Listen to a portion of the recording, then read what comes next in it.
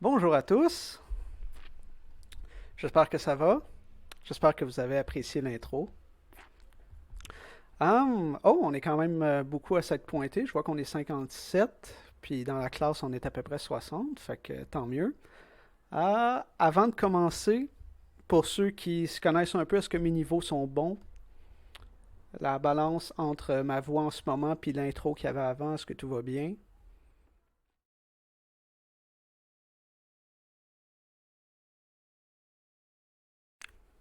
Ça semble aller. Ok, parfait. Donc, on va commencer. Je vais d'abord me présenter. Moi, c'est Charles, Charles Hosson. Je suis le chargé de cours du groupe 2, donc pas mal tout le monde qui est là en ce moment devrait faire partie du groupe 2. Comme on peut s'en douter, mon username sur bien des choses, c'est Chausson. Donc, vous allez vous rappeler de ce username-là pas mal toute la session. Moi, je suis à la maîtrise en génie informatique, donc je suis en train de finir ma maîtrise ici à Polytechnique, au département de génie info. La plupart d'entre vous, j'imagine que vous êtes en génie informatique et génie logiciel. Il me semble que ce cours-là est juste pour les infologues. Et aujourd'hui, ce qu'on va faire, ça va être très léger parce que le début de session a été un peu rough d'un point de vue technique pour bien du monde, pas juste pour nous autres. Donc, aujourd'hui, on va pas vraiment présenter de choses concrètes autres qu'un peu d'historique puis le fonctionnement du cours. Je vais bien sûr commencer par présenter le plan de cours qu'on a devant vous. Puis sinon, après ça, ça ne devrait pas durer les 2 heures. Là. Le cours dure 2 heures, donc 2 heures à Polytechnique, ça veut dire 1h40. Hein, c'est toujours 50 minutes de cours, 10 minutes de pause. Donc en théorie, si je le faisais d'un coup, on devrait finir dans 1h40, mais ce ne sera pas le cas. Là. On ne va clairement pas prendre le temps au complet. Ce qu'on va faire, commencer par le plan de cours. Juste ça, ça va prendre un bout de temps parce que je sais que pour la plupart d'entre vous, c'est votre premier cours à Polytechnique, parce que j'imagine la majorité d'entre vous, vous êtes en première session, sinon vous n'auriez pas ce cours-là. Donc, je sais que ça peut être un peu déroutant, surtout qu'aujourd'hui, c'est la première journée de classe. Donc, non seulement c'est votre premier cours de programmation, c'est votre premier cours de la journée, c'est votre premier cours d'université à vie. Fait que félicitations, vous êtes rendu à Polytechnique. Hum, Puis après avoir présenté le plan de cours, je vais parler un peu des plateformes qu'on va utiliser durant la session. Donc, vous avez déjà vu le message de Benjamin. Benjamin Delenir, c'est lui le coordonnateur du cours. Et vous avez envoyé un message concernant Microsoft Teams. Donc, pour ceux qui connaissent un peu ça, qui ont utilisé des trucs dans le passé, ça ressemble un peu à un mélange de Slack, de Zoom, puis de Skype. Tu sais, c'est un truc de Microsoft qui mélange un peu tout. Donc, moi, dans le passé, quand je donnais d'autres cours, j'utilisais Slack, mais là, cette session, on va utiliser Teams, vu qu'on a une licence avec l'école. Donc, ce que ça implique, c'est de créer votre compte Office 365. Vous avez vu le courriel, on va vous en reparler plus tard dans la semaine. Mais je vais vous présenter ça rapidement. D'abord, pour parler du Moodle, parce que je vois qu'il y a du monde dans le chat qui en parle, non, le Moodle n'est pas encore prêt. C'est ça que je disais quand je parlais d'un début de session un peu rough d'un point de vue technique.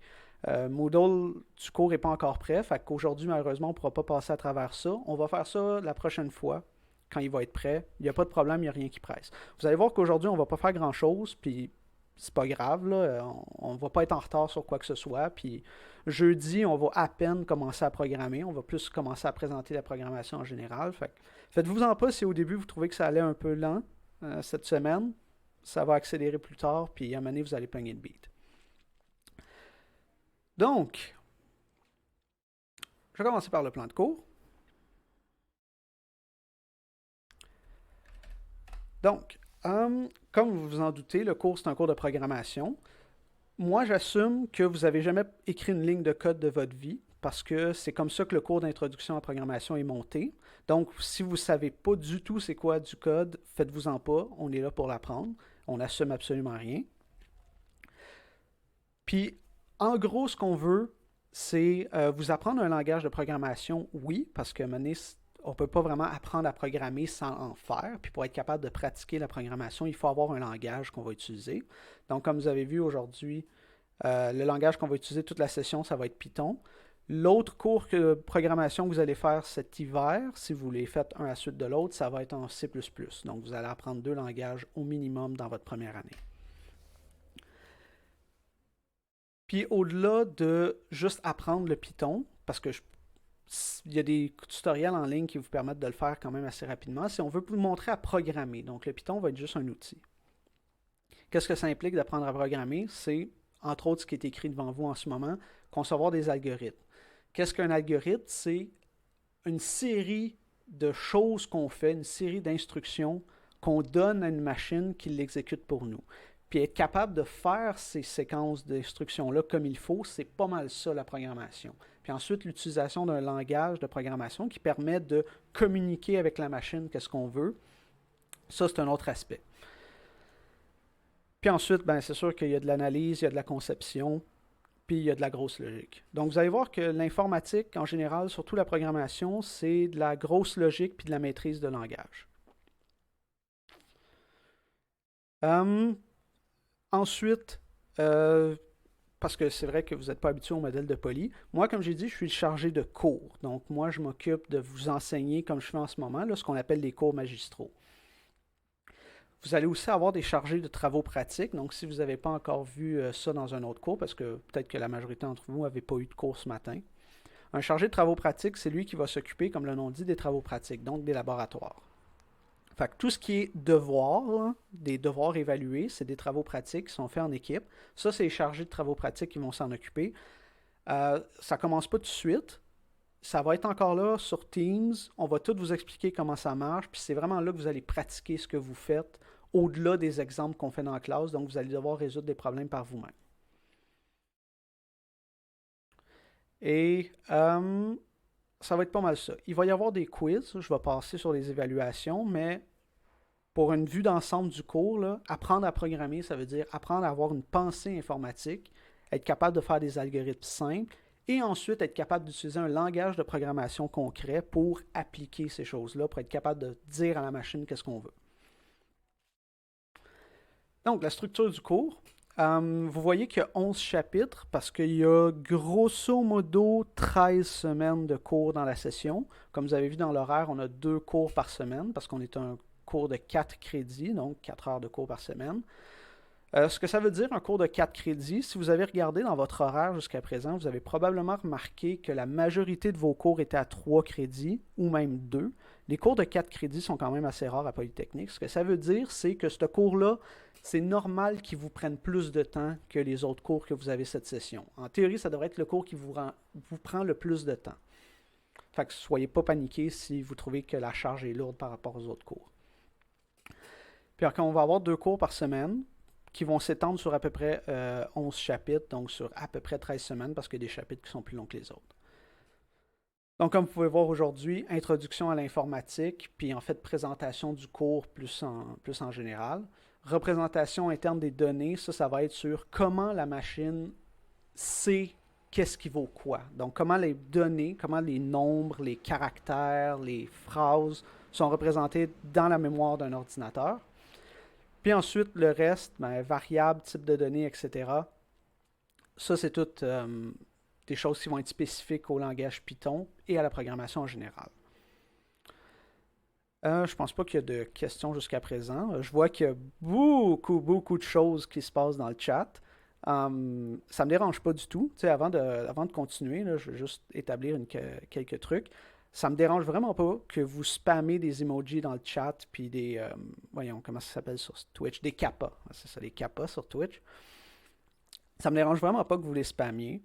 Ça peut vous garder engagé, puis ça vous garde intéressé, puis à communiquer entre vous, ça ne me dérange pas.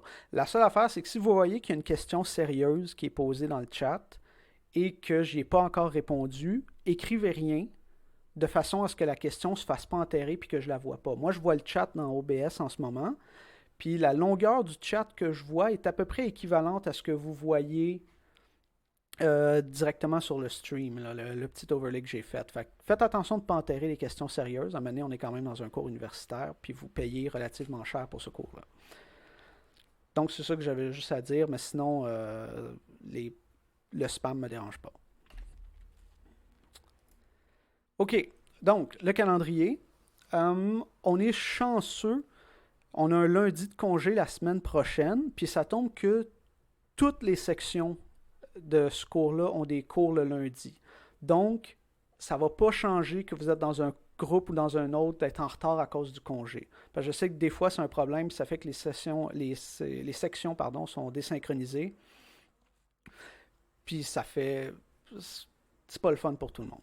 Fait qu'il n'y aura pas ce problème-là. Aujourd'hui, chapitre 1, le chapitre 1, c'est pas grand-chose, c'est juste l'introduction.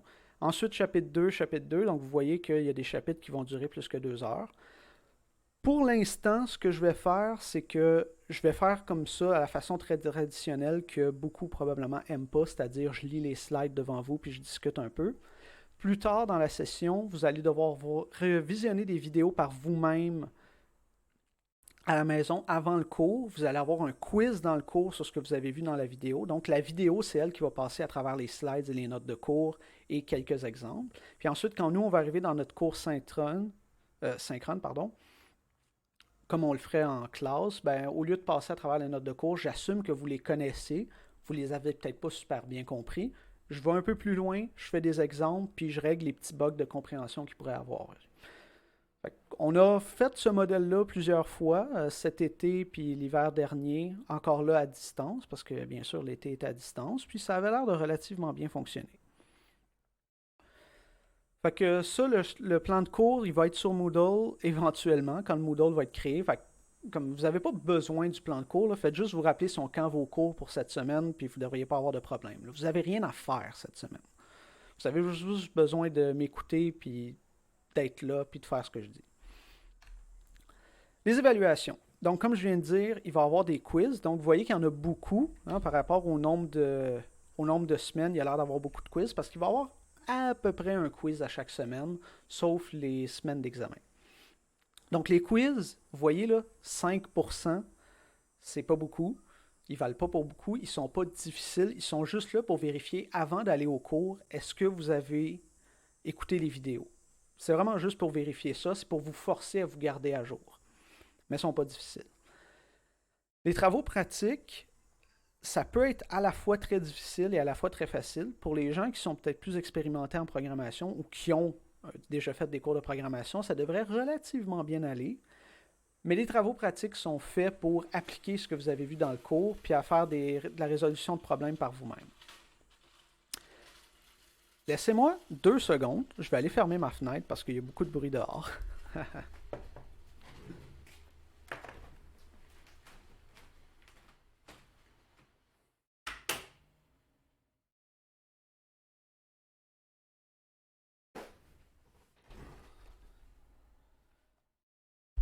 OK, we are back.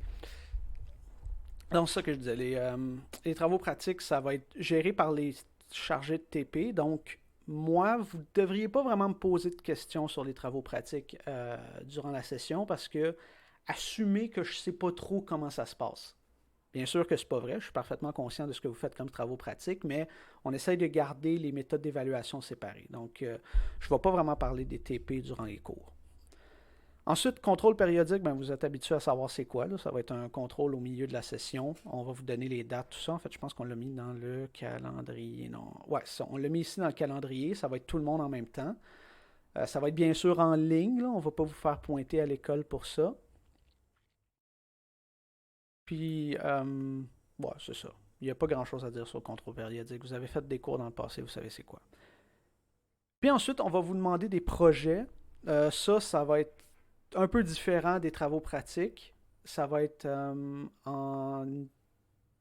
ça va être individuel, tandis que les travaux pratiques vont être en équipe. Donc ici, là, par groupe de 2 étudiants. En passant, bienvenue à Polytechnique. Tous les travaux pratiques que vous allez faire dans pas mal tous les cours vont être en équipe. Donc, vous n'aurez jamais une session dans tout votre bac, ou probablement même au cycle supérieur si vous prenez beaucoup de cours, où vous allez être tout seul toute la session. Il y a toujours des travaux en équipe. De un, parce que c'est important de travailler en équipe avec du monde qu'on ne connaît pas et qu'on peut-être apprécie pas nécessairement, puis être capable de dealer avec ça. Et aussi parce que 60 étudiants dans une classe, ça fait beaucoup de travaux à corriger s'ils font tous tout seuls. Ça, c'est des trucs que des fois on ne dit pas, mais en toute honnêteté, c'est parce que c'est beaucoup de travailler 60 travaux dans une classe. Et bien sûr, l'examen final, ben, même affaire qu'un contrôle périodique, ça va être en ligne. On va vous donner tous les détails là-dessus plus tard. Euh, oui, ok, excusez-moi, je n'avais pas fait attention au chat. La même section de laboratoire, c'est juste le même groupe laboratoire? Oui, oui, oui. Les sections de lab puis les sections de cours sont indépendantes. Toutefois, si vous êtes dans une section de laboratoire, vous ne pouvez pas vous mettre en équipe avec quelqu'un qui est dans une autre section de lab. Mais c'est qui leur chargé de cours? Est-ce qu'il est avec moi ou il est avec Benjamin ou Samuel? On s'en fout. Euh, c'est juste parce que les groupes ont tous des chargés différents. Fait que si vous faites votre travail en équipe avec quelqu'un qui est d'un autre chargé, c'est qui le corrige. T'sais. C'est pas mal ça. Je vois qu'il y a quelqu'un qui me demande la permission de poser une question. Vous n'avez pas besoin de demander la permission. Faites juste poser la question, puis je vais y répondre quand ça me tente. Alors, en passant, pour ceux qui ne sont pas familiers avec Twitch, parce que je peux être conscient que c'est pas très traditionnel comme façon d'enseigner, en fait, je suis pas mal sûr que c'est moi le seul dans toute l'école qui fait ça, ou probablement un des 2 ou 3 seuls. Il y a un délai. Donc, quand vous écrivez dans le chat, moi, je le vois instantanément. Mais entre ce que moi je dis puis le moment où vous l'entendez, il y a, je vous dirais, 3-4 secondes. J'ai mis le stream en mode basse latence. Fait que c'est normal que je réponde jamais instantanément. Il y a toujours un délai de 3-4 secondes. Mais quand vous écrivez dans le chat, je le vois instantanément. Est-ce que l'examen final est en équipe? Non, non, bien sûr que non. Les examens sont toujours individuels.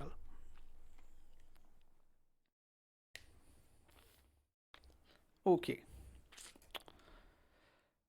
Ça va être pas pour tout de suite, mais je vous le dis quand même.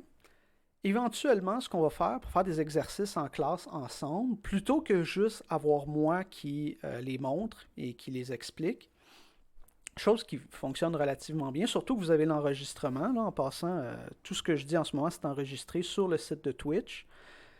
Puis je vais peut-être essayer de faire soit des clips ou un petit montage pour être capable de les garder plus longtemps, parce que sur Twitch, si je ne me trompe pas, ils sont juste gardés 2 semaines. Mais bref, au lieu de juste les montrer puis vous regardez des vidéos par la suite si vous avez besoin de vous en rappeler, on va les faire ensemble à travers GitHub, qui est une plateforme de collaboration de code. On a fait tout un setting assez complet pour ça. Un de nos collègues, le chargé d'une autre section, s'est occupé de ça. Puis ça va nous permettre de faire les exercices ensemble. Je vais être capable de voir qu'est-ce que vous avez répondu, puis qu'est-ce que vous avez fait de pas correct, c'est quoi les bugs les plus courants. Bref, ça va être nice. Ça va être compliqué à setter. Je vous le dis, au début, vous allez être perdu, puis on va tous être perdus parce que vous n'êtes pas habitué de faire ça.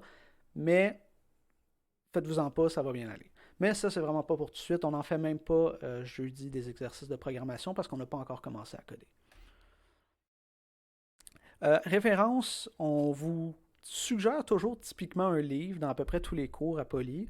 Moi, je vous dirais pour apprendre à programmer, il y a très peu de livres qui sont vraiment utiles, ne serait-ce que parce que typiquement un livre qui vous enseigne un langage va être dépassé en dedans de genre 4 ou 5 ans, genre au maximum. Là, ça, on parle des langages qui sont pas très dynamiques. Fait qu'un livre de C++, qui est un vieux langage qui n'est pas updaté super souvent, au bout de 3-4 ans, un livre est dépassé. Fait que je vous dirais, donnez-vous pas la peine d'acheter un livre.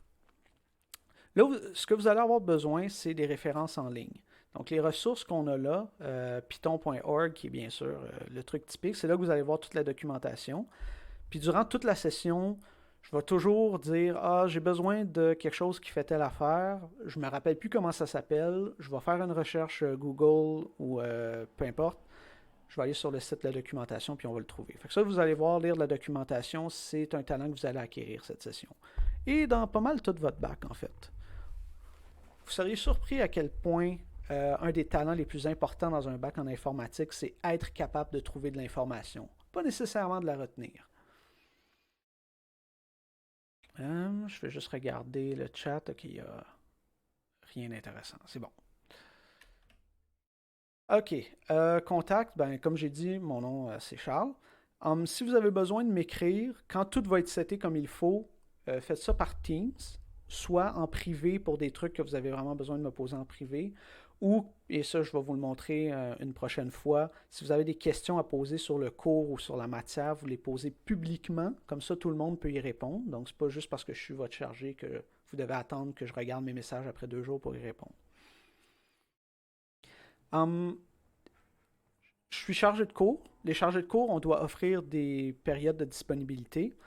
Donc, si vous avez besoin d'aide dans le cours, puis que vous trouvez que ce que vous avez besoin de faire, c'est pas suffisant pour juste poser une question, vous n'êtes pas capable de juste expliquer ça en une phrase concise sur le Teams, vous pouvez me contacter, on peut prendre rendez-vous, on peut se faire un meeting bien sûr à distance, soit par Zoom, WebEx, Discord. J'ai remarqué que la session dernière, à l'été, les gens avaient souvent tendance à me demander des rendez-vous par Discord, fait que ça marche bien, ou par Zoom, j'ai tout ce qu'il faut. Puis on peut se parler un à un ou peut-être de façon plus efficace en petits groupes. Fait que n'hésitez pas à demander de l'aide si vous en avez besoin. Là. Je peux vous donner quand même plusieurs heures à chaque semaine pour vous aider. Là. Fait que n'hésitez jamais à me demander de l'aide. Le plan de cours est-il disponible? Non, parce que le Moodle n'est pas encore seté. Ça va se faire plus tard cette semaine, faites-vous-en pas. On va vous envoyer des courriels aussi au pire. D'ailleurs, pour les courriels, moi je vous dirais, faites toutes les communications par Teams. Idéalement entre vous aussi, parce que vous allez être sur l'équipe, vous allez être sur le channel, vous allez pouvoir tout voir. Et moi, je vous dirais de communiquer aussi entre vous là-dessus. Les courriels, gardez ça un strict minimum. Moi, je vous dirais, envoyez-moi des courriels pour les trucs très, très officiels, genre une demande de recorrection. Vous pouvez envoyer ça par courriel pour laisser une trace écrite un peu plus officielle, mais on va pas mal tout faire par Teams.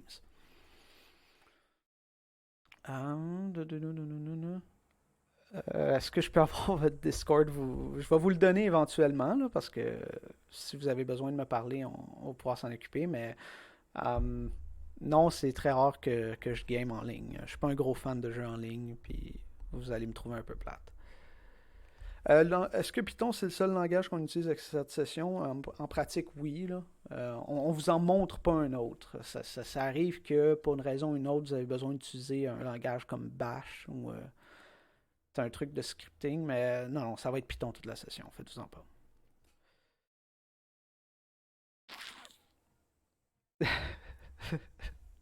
Non, on va pas jouer on va pas jouer à Valorant pour avoir des meilleures notes. Ça, comme j'ai dit, c'est pas mon genre de jeu anyway. OK. Donc, c'est pas mal ça pour le plan de cours. C'est pas mal juste ça que j'avais à dire. Si vous avez des questions d'ailleurs sur le plan de cours, n'hésitez pas, là. Aujourd'hui, on va pas prendre de pause parce que il y a, je vais probablement parler pendant pas plus qu'une heure. Donc, on va faire ça rapidement. Puis, je sais que c'est votre premier jour d'école. Vous avez probablement plein de trucs qui sont en retard que vous n'avez pas déjà fait par rapport à votre horaire. Puis, des courriels envoyés. Fait qu'on va faire ça, on va faire ça rapidement. OK. Comme j'ai dit, aujourd'hui, j'aurais aimé ça vous présenter plus le fonctionnement du cours, mais bon, je sais que vous n'êtes pas sur Teams. De toute façon, les channels sur Teams ne sont pas créés. Le Moodle n'est pas fait. On va faire avec ce qu'on a. On fera ça au prochain cours sans problème. Donc, pour ceux qui ne savent pas du tout, là, c'est quoi? Vous savez que l'informatique existe, là. Enfin, vous n'habitez pas en dessous d'une roche.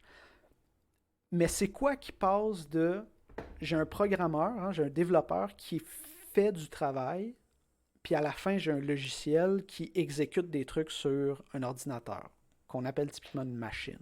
En informatique, on va tendance à avoir plus ça des machines. Le processus au travers lequel on passe, c'est essentiellement le développeur, il écrit du code. Donc, vous avez sûrement déjà entendu ça, là, écrire du code, mais vous n'en avez jamais fait, puis ça a l'air un peu mystérieux. C'est essentiellement juste du texte que vous écrivez qui est dans un langage de programmation. Ce texte-là, il est interprété d'une certaine façon par votre ordinateur. Encore là, il y a plein de façons différentes d'interpréter ce code-là. Puis ensuite, ça fait un programme qui exécute des choses sur votre machine. Puis typiquement, on veut prendre des données qui viennent de quelque part. Donc, par exemple, j'ai besoin du texte que j'écris, j'ai besoin de faire des manipulations avec. Donc, un exemple typique, c'est j'écris un texte puis j'essaie de corriger les fautes. Donc, la prise de données que je vais faire, c'est d'écrire un texte. Le traitement, ça va être d'analyser le texte, de corriger les fautes, puis le résultat désiré, ça va être ce qu'on retourne à l'utilisateur, qui est un texte corrigé en disant, tu sais, comme dans Antidote, vous avez fait telle faute, telle faute. Ou peut-être un exemple un peu plus proche, un peu plus simple, une calculatrice. Une calculatrice, c'est un petit ordinateur. Donc, vous rentrez vos données, qui est les nombres et les opérations à faire. Ça fait un traitement, donc ça exécute des calculs, puis ça vous l'affiche d'une façon ou d'une autre. Donc, l'information, comment l'information se fait traiter, ouais. Donc, l'unité d'entrée, qu'est-ce que ça veut dire une entrée? C'est juste un point auquel les données se font capturer. Donc, si j'ai un clavier, c'est une unité d'entrée parce que j'entre des données au clavier hein, en tapant des touches. Donc, mon texte ici, c'est la donnée. Mon unité d'entrée, ça va être mon clavier qui est branché par USB ou PS2 à ma machine, etc. Mon unité centrale de traitement, c'est typiquement ce qu'on appelle le CPU, là, le processeur lui-même, mais disons plus globalement, c'est la machine elle-même. Donc, le motherboard, le processeur, la mémoire, la carte graphique s'il y en a besoin d'une. Puis l'unité de sortie, c'est la façon que j'ai de communiquer de l'information à l'utilisateur. Donc, pour la majorité des devices, c'est un écran. Donc, bien sûr, j'en ai devant moi. Un téléphone, il y a un écran, blablabla. Ou, si on remonte un peu plus loin dans le temps, c'était une imprimante. Donc, votre unité d'entrée, si vous étiez chanceux, il y avait peut-être un clavier, mais c'était probablement que vous punchez des cards, vous mettez des trous dans des cartes, vous les rentrez dans la machine, il les analyse, puis le résultat qu'il vous donne, il l'imprime sur un papier, puis vous le lisez. Donc, on essaie de garder les choses abstraites. Une unité d'entrée, c'est comment je communique de l'information à la machine. Unité de traitement, c'est qu'est-ce que la machine fait avec. Puis l'unité de sortie, c'est comment elle me communique de l'information.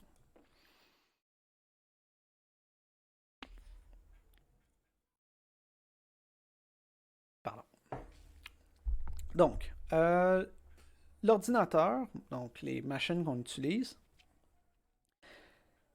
on les utilise de façon différente quand on fait de l'informatique. Donc, quand on est dans la vie de tous les jours, la façon qu'on utilise un ordinateur, c'est il y a des choses sur notre ordinateur qu'on fait. Donc, ce sont des programmes qui ont été écrits par d'autres personnes, genre lire vos courriels, qui sont tout un service compliqué par Internet qui vous permettent de recevoir de l'information. Mais c'est rare qu'on va modifier comment la machine fonctionne. On va rajouter des trucs par-dessus qui ont été faits par d'autres personnes, mais on n'a pas vraiment besoin de comprendre comment la machine elle-même fonctionne. Quand on fait de l'informatique, puis plus spécifiquement de la programmation, c'est que là, on va écrire des nouveaux programmes avec du code que la machine va interpréter. Puis c'est ça qui nous permet de faire des choses qui autrement on n'était peut-être pas capable de faire. Hein, de la même façon que sur une calculatrice, si vous avez besoin de faire un calcul particulier, vous devez rentrer tous les chiffres et les opérateurs vous-même. Ben ça, c'est une façon de programmer dans un langage, hein, le langage de la calculatrice, qui est un bouton pour la multiplication, un bouton pour la division, les parenthèses, les priorités d'opérateurs, tout ça. Ça, c'est une façon très rudimentaire de programmer. On peut voir une calculatrice comme un langage de programmation très primitif. Excusez, je vais juste regarder le chat. J'essaie de le regarder de temps en temps. Non, non, non, non, non, non. Vous pouvez certainement pas me donate quoi que ce soit. Je vous en prie. Et oui, je pense que vous pouvez pas le faire parce que j'ai pas de partnership ou de trucs comme ça avec Twitch parce que j'ai pas assez de contenu. Donc, je pense pas que vous pouvez le faire, mais même si vous pouviez le faire, faites-le pas parce que ça serait un gros conflit d'intérêts puis ça pourrait me mettre dans le trouble, ça pourrait vous mettre dans le trouble, puis on voudrait pas ça. On essaie d'être gentil dans la classe. Fait que non, faites pas ça. Donc, un ordinateur, comme j'ai dit, quand on est un informaticien, on manipule la machine beaucoup plus qu'on fait juste l'utiliser. Puis bien sûr, pour être capable de la manipuler, il faut qu'on utilise d'autres trucs. Le point étant qu'écrire des programmes, c'est des nouvelles choses que la machine peut faire qu'on veut qu'elle fasse.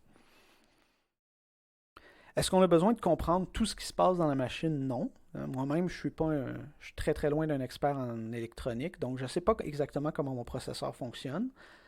Mais je sais qu'est-ce qui rentre, je sais qu'est-ce qui sort, puis je sais à peu près ce qui se passe, ce qui me permet de comprendre ce que je fais et de savoir comment la machine interprète ce que moi je lui demande de faire.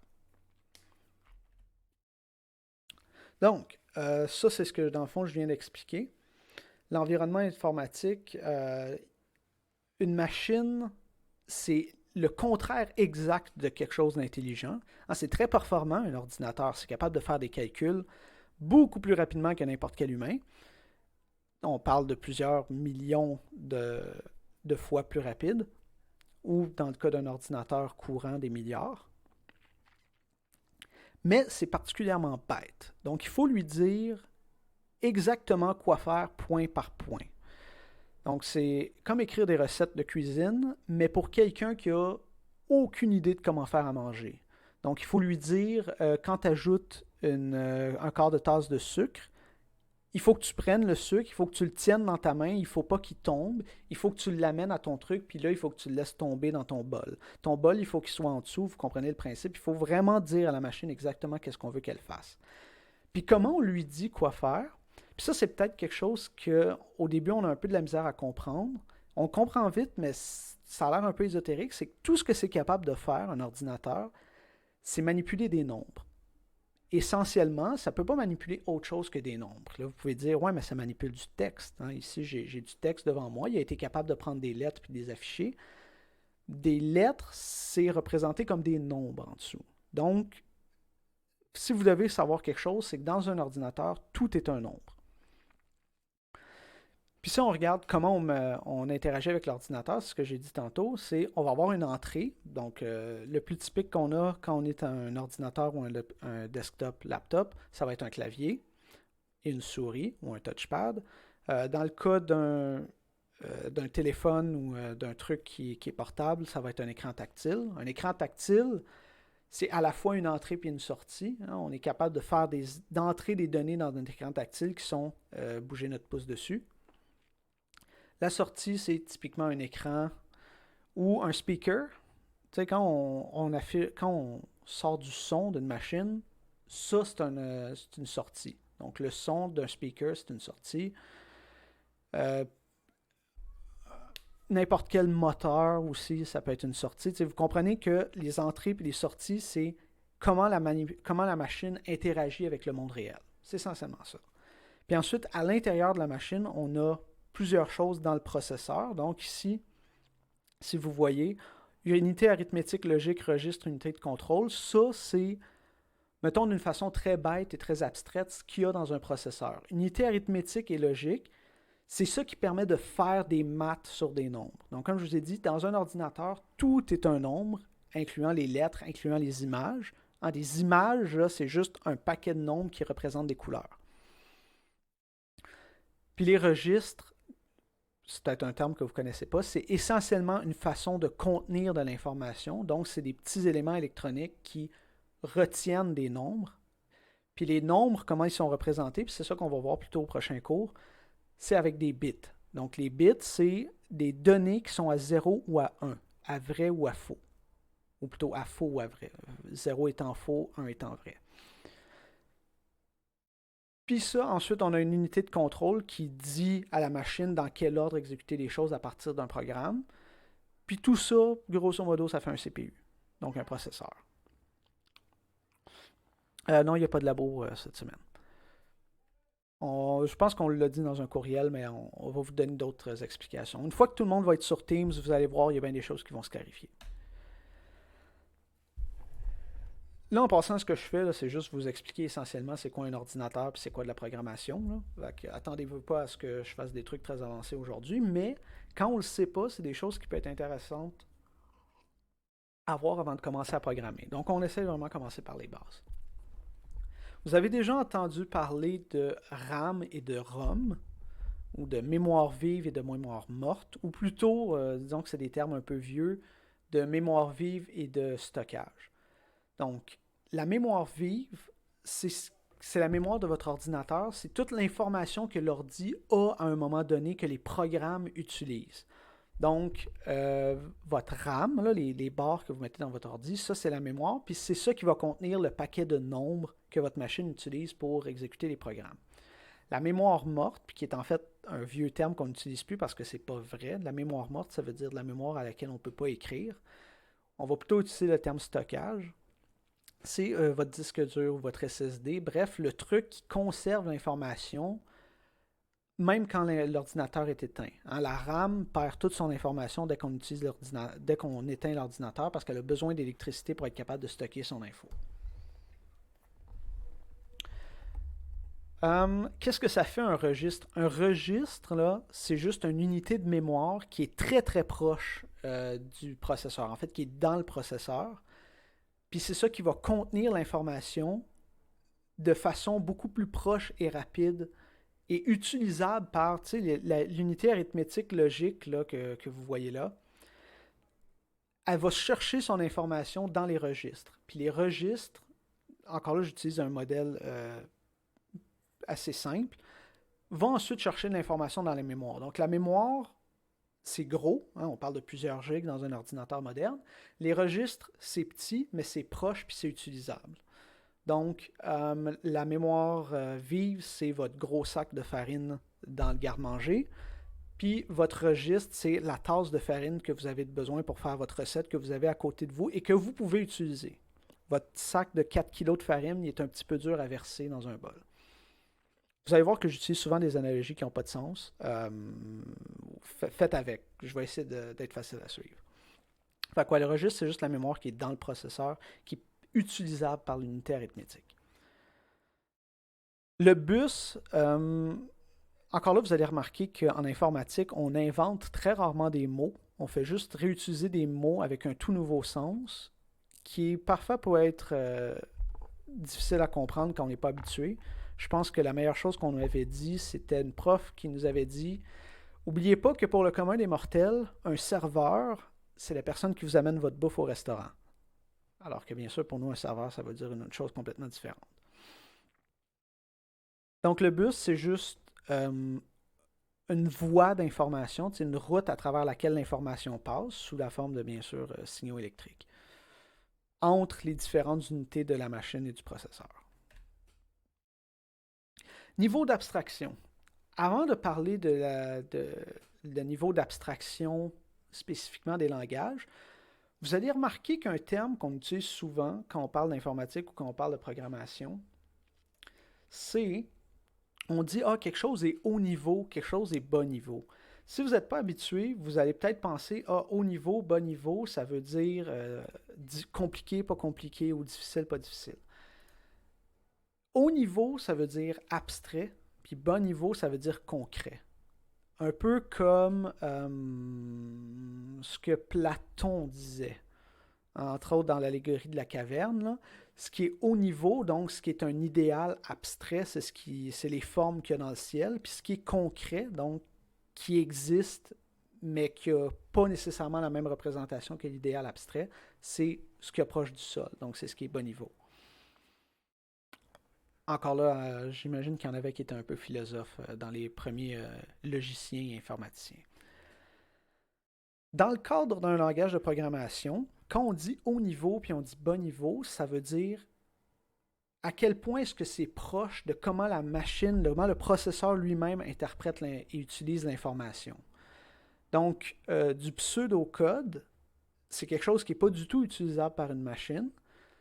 C'est quelque chose qui est lisible pour l'humain, qui fait beaucoup d'abstraction, donc qui ne va pas dire comment faire les additions à la machine, qui ne va pas dire dans quel registre se trouvent les choses, mais c'est lisible à l'humain.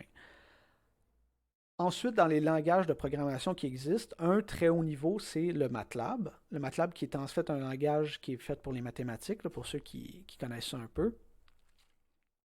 Encore là, c'est très haut niveau. Vous n'avez pas vraiment besoin de savoir comment fonctionne un ordinateur pour être capable de faire du MATLAB. En fait, je pense que la majorité des gens qui font beaucoup de MATLAB ne sont pas super bons en informatique parce que c'est pas fait pour être informatique. Python, c'est un langage qui est haut niveau parce que c'est un langage interprété qui rend beaucoup de choses transparentes. Donc, on a notre résultat, on a notre code, on a notre résultat, mais le code n'est pas nécessairement représentatif de ce qui se passe sur la machine en termes de nombre dans le processeur et dans les registres. Et c'est un langage interprété, puis on va voir plutôt au prochain cours qu'est-ce que ça veut dire un langage qui est interprété. Ensuite, on a le Java. Le Java, s'il y a des gens qui ont programmé au Cégep, c'est sûr que vous avez fait du Java, du JavaScript ou du C#.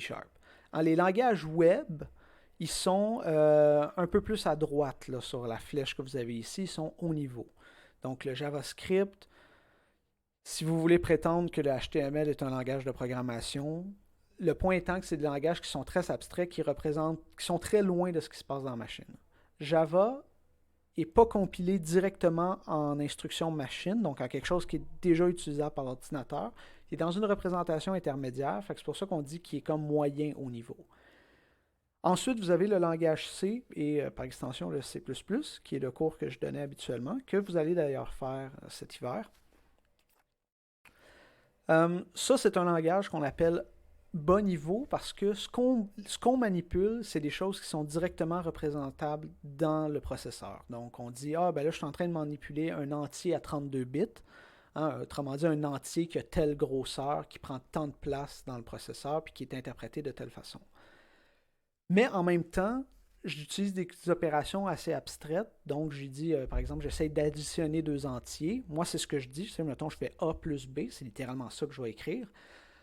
Je ne dis pas à la machine comment faire une addition. Moi, je dis juste, je veux faire une addition. Puis ensuite, c'est le compilateur, le programme qui prend mon code puis qui le rend utilisable par la machine, qui va rendre ça utilisable, pardon. Puis pour faire ça, ben là, il va prendre l'addition, puis il va dire, ah, ça c'est telle instruction dans le processeur, il faut que tu mettes ça à tel endroit dans la mémoire, etc. Puis ensuite, l'assembleur, encore là, un terme qui peut porter un peu à confusion parce qu'on se demande un peu d'où ça sort. Comme je vous dis, on aime ça, utiliser des mots à d'autres fins. Assembleur, c'est du code lisible par l'humain, dans lequel on utilise du texte, mais qui est directement représentable sur la machine. Donc la compilation du langage assembleur n'a pas vraiment besoin d'être interprété, c'est juste un à un. Donc, plutôt que de dire A plus B, hein, de littéralement écrire dans mon code A plus B, je vais dire mais prends telle valeur en mémoire, mets-la dans tel registre, prends telle autre valeur en mémoire, mets-la dans tel registre, fais l'addition des deux, le résultat se retrouve dans tel registre, mets-la à telle place en mémoire. Vous voyez que la complexité de ce que je viens de dire est pas mal plus grande que de dire A plus B, mets ça dans C. C'est C égale A plus B. Donc, pourquoi il y a ces différences-là et à quoi ça sert? Ben, les langages bas niveau nous permettent de contrôler très précisément ce qui va se passer dans la machine. Donc, on a l'impression que pour le programmeur, c'est un peu plus déterministe. Mais ça implique habituellement d'écrire plus de code, un peu plus compliqué puis un peu plus verbeux. Verbeux voulant dire avec beaucoup de choses écrites dedans qui peut-être ne sont pas si nécessaires que ça. Tandis qu'en Python, on n'a même pas besoin de savoir si c'est un entier ou si c'est un nombre réel ou si c'est une chaîne de caractères ou si c'est une phrase. Il s'occupe de bien des choses pour nous. J'ai vu C Sharp dans le chat. C Sharp, là, je vous dirais que c'est à peu près au niveau du Java.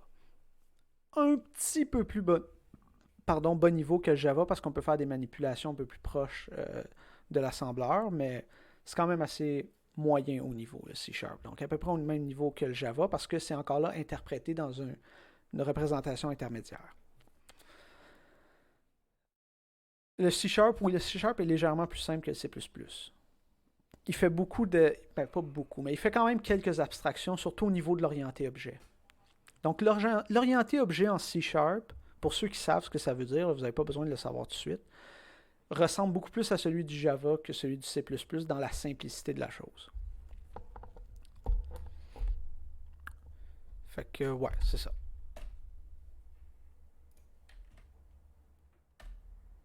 Donc, la pensée informatique, c'est une pensée qui est algorithmique. Qu'est-ce que ça veut dire? C'est... je vais juste lire ça. Est-ce que le C Sharp est compliqué au niveau de la syntaxe? Il l'est un petit peu, mais généralement un peu plus simple que le C++. Quoique le C++ moderne est quand même assez le fun, là, mais je vous dirais que le C++ est définitivement plus bas niveau parce que même qu'on peut écrire de l'assembleur en C++. Mais bref, le C Sharp est plus compliqué que le C++, puis peut-être un petit peu plus compliqué que le Java. Pardon, moins compliqué que le C++, un peu plus compliqué que le Java. Puis le C, ben le C est quand même très proche de l'assembleur. Donc, c'est quoi la pensée algorithmique? Comme je vous ai dit, c'est comme faire une recette, mais une recette à laquelle on saute aucune étape. Donc, on dit, je dois prendre mon ingrédient, je dois le mettre dans un instrument de mesure, je dois le mesurer, ensuite je dois le verser dans un bol. Pour mélanger mes ingrédients, je ne fais pas juste dire mélange mes ingrédients. Il faut que tu dises, prends ton fouet, fais un tour.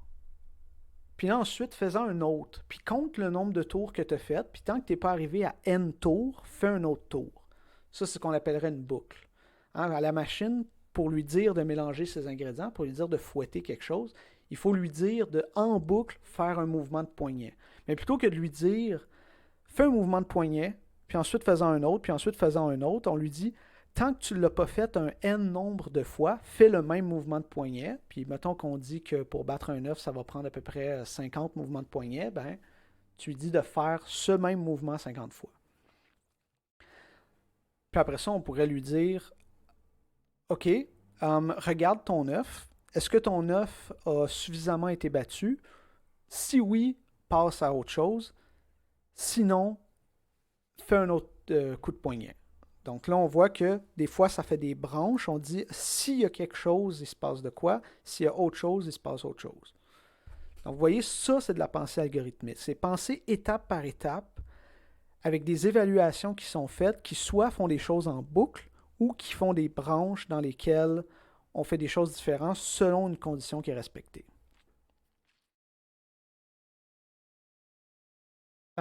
Oui, le cours de jeudi va être sur Twitch. Tous les cours pour le reste de la session, à moins que vraiment tout le monde me dit que vous n'aimez pas ça puis il faut qu'on change. Tous les cours de la session, pour nous autres, sont faits sur Twitch. Les autres chargés de cours utilisent Teams.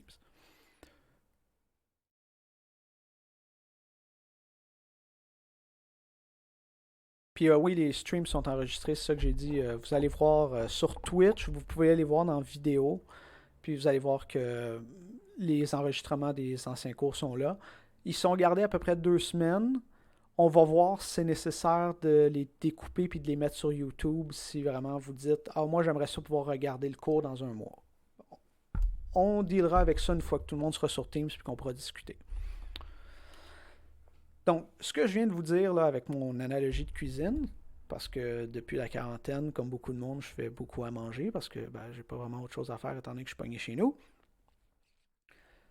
C'est essentiellement ça. Donc, identifier différentes opérations, préciser la séquence qui exprime une tâche. Donc, prendre un instrument de mesure, le mettre dans le sucre, le soulever, le mesurer, etc. Donc, la séquence de choses très précises qu'il faut faire. S'il y a des choses à répéter, plutôt que de juste dire fais un mouvement de poignet, fais-en un autre, on dit fais le même mouvement de poignet n fois. Puis ensuite, préciser les décisions. Donc, quand je vous disais qu'il y a des choses qui branchent, donc si mon plat n'est pas assez salé, rajoute du sel. Puis sinon, fais rien. Donc, autrement dit, passe à la prochaine étape.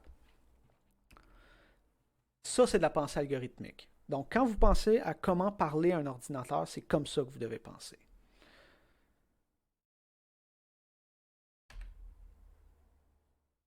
Opération élémentaire. Donc, comme je vous disais, puis si vous voulez, je pourrais écrire de quoi ça aurait l'air du pseudocode qui fait une recette en utilisant des trucs communs. Comme j'ai dit, dans une machine, généralement, tout est un nombre. Donc, les caractères sont des nombres, les images sont un paquet de nombres, les phrases, c'est encore là un paquet de nombres, tout est un nombre. Donc, les opérateurs élémentaires qui existent dans une machine, c'est tous des opérateurs qui sont arithmétiques. Addition, soustraction, multiplication, division, bien sûr ceux auxquels on est les plus familiers. Mettez des ads pour faire encore plus d'argent. En fait, si on avait une chaîne YouTube, je pourrais même pas mettre de publicité parce que je pense qu'il faut avoir au minimum 4000 vues par année puis un certain nombre de subscribers pour être capable de mettre des publicités. Fait que je pourrais même pas si ça me tentait. Mais oui, clairement que dans l'intro que j'ai faite ce matin, j'aurais dû mettre des mid-rolls entre chaque section de l'intro. Donc après le logo, il y aurait une pub, puis après l'intro, il y aurait une autre pub. Ce serait malade. Donc, pour revenir à ce que je disais, opération élémentaire, comme vous pouvez voir, ça a tout rapport à l'arithmétique. Lire, afficher, lire, là, typiquement, ça veut dire lire du clavier, qu'est-ce que l'utilisateur entre. Puis je vais vous montrer rapidement de quoi ça a l'air parler avec un langage ou interagir avec un utilisateur à travers du texte. Mais lire, ça veut juste dire prendre une donnée du monde extérieur, donc typiquement de l'utilisateur. L'utilisateur, ce serait moi qui, par exemple, clique sur rafraîchir dans mes courriels ou qui clique sur un courriel. Donc, ça a lu mon entrée qui est un clic à un certain endroit, ça a fait quelque chose avec. Puis l'affichage, c'est qu'est-ce qui m'affiche en retour, c'est-à-dire le contenu d'un courriel. Donc, lire, afficher, c'est interagir avec l'utilisateur. Additionner, soustraire, multiplier, bref, les opérations arithmétiques. Il y a le modulo, puis il y en a d'autres. Puis aussi les opérations sur les bits. Ça, c'est comment manipuler l'information, qui, comme je l'ai dit, tous des nombres. Tant que faire, sinon, alors, ça, c'est tout ce qui permet de contrôler le flow dans le programme. Donc, comme j'ai dit, mettons que ma recette, c'est battre 2 œufs pour faire une omelette. Ben, c'est d'abord prendre les œufs, casser les œufs. Donc, mettons que je dis que j'en fais juste un pour simplifier les choses. Je casse un œuf, je le mets dans un bol, puis je le fouette. Ben, c'est quoi ma séquence? C'est prendre l'œuf, le casser, le mettre dans un bol, ensuite prendre mon fouet ou ma fourchette. Jusqu'à présent, là, c'était séquentiel mon truc. Là. Il n'y avait pas de est-ce que je fais ça ou de si ça marche ou de si ça. Non, c'était très séquentiel. Puis là, je dis, mais là, pour battre mon œuf, c'est soit je pourrais dire, il faut que je le fasse exactement 50 fois, donc il faut que je fasse 50 coups de poignet pour battre mon œuf. Ou plutôt, je peux dire, tant que l'œuf n'a pas la consistance désirée, continue à battre. Donc ici, ce serait, mettons que je sors de ma diapo ici, puis que j'ouvre quelque chose d'autre.